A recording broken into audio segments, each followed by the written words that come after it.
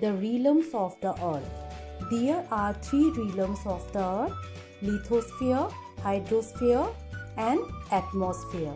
When all these spheres interact to each, they make a narrow zone, and which is known as biosphere. So, in this session, I am going to discuss with you in detail about all these three spheres and how do they interact to each other. To understand it, first you need to understand what is our environment.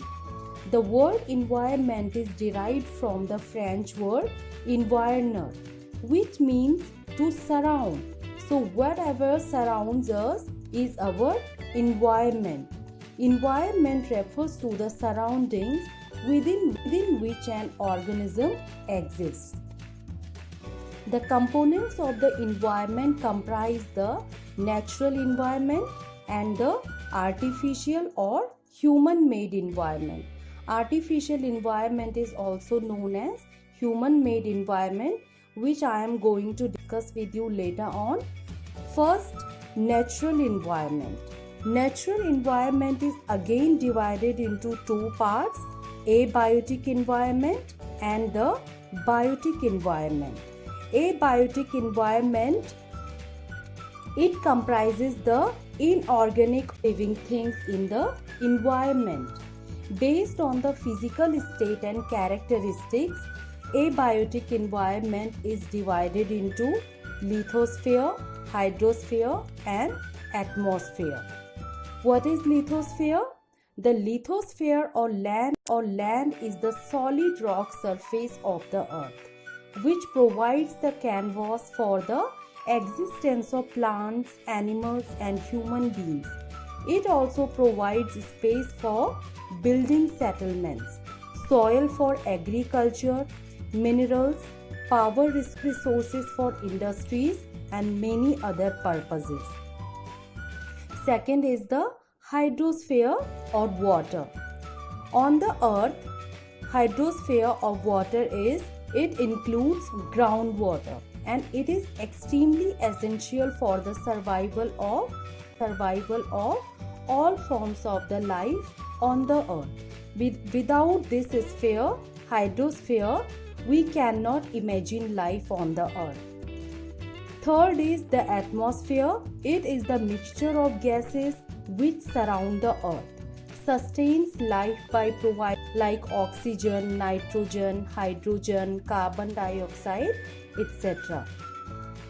Atmosphere also protects the earth from the harmful radiations of the sun and regulates the temperature of the earth, making it habitable. So students, this was all about the abiotic environment, which abiotic environment is the non-living part of the environment. Now I am going to discuss with you biotic environment. When all these three spheres, lithosphere, hydrosphere, and atmosphere meet to form a narrow zone of interaction which supports life, this is called the biosphere. So, biosphere includes biotic and abiotic environment. Okay, within the biosphere, all the living organisms like producers, consumers, and decomposers are interdependent. What are producers? Producers are green plants. Green plants are called producers because they can produce the presence of sunlight. By using water, carbon dioxide, they can prepare their own food. Consumers are the second type of component of the biotic environment. Consumers are dependent for their food on the producers.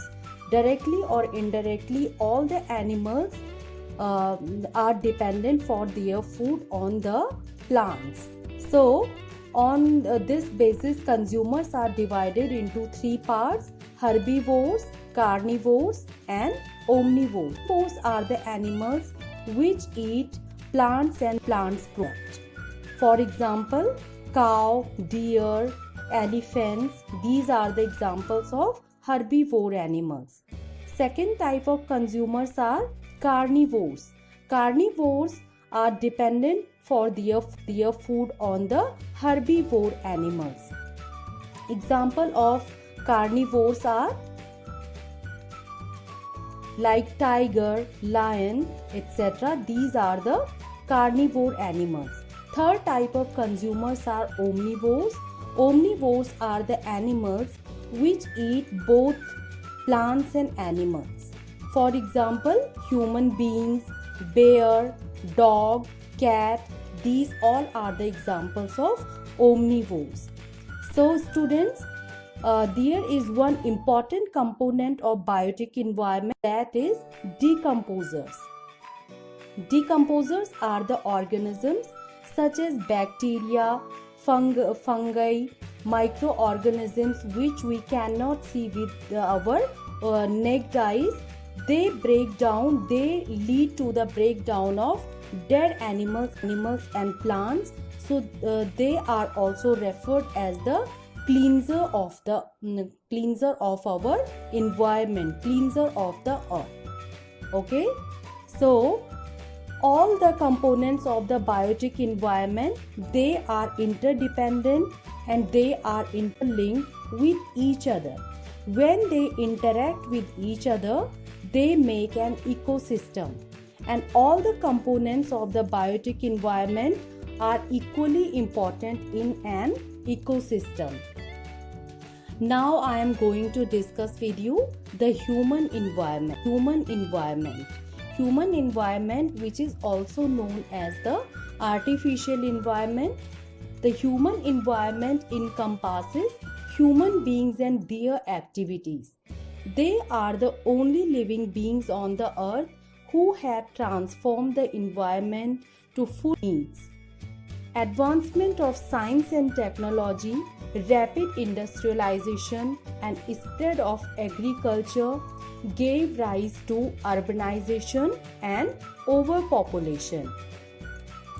So, it is essential for human beings to sensible use of resources.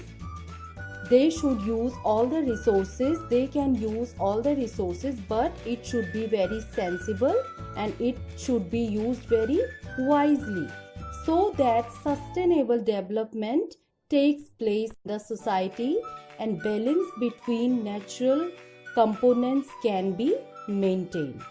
So students, in this session I discussed with you all the spheres about the environment, components of the environment.